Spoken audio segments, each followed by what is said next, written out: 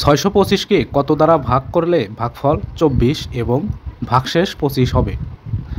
তো আমরা সবাই ভাগ অঙ্কের নিয়মের বেলায় জানি যে যে সংখ্যা দিয়ে ভাগ করা হয় তাকে বলে ভাজক, যে সংখ্যাকে ভাগ করা হয় তাকে বলে ভাজ্য, এবং যে রেজাল্টটা আসে সেটা হচ্ছে ভাগফল, এবং ভাগ করার পরে যেটা অবশিষ্ট থাকে তা হচ্ছে ভাগশেষ।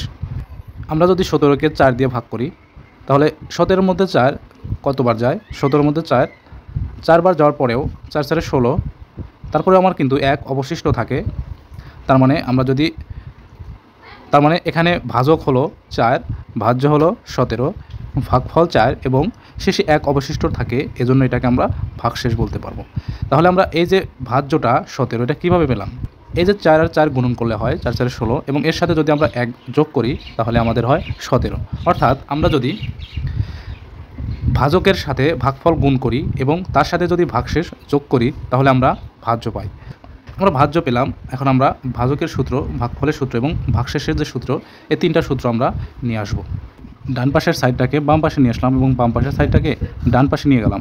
এখন এই যে ভাজক আমরা বের করব, সেজন্য ভাজক গুণন ভাগফল এই অংশটা রেখে আমরা ভাগশেষের এই অংশটাকে ইকুয়াল টুর ডান পাশে দিয়ে দিলাম। তো এখানে প্লাস ছিল, সেজন্য ইকুয়াল টুর অন্য পাশে গিয়ে মাইনাস হয়ে গেল।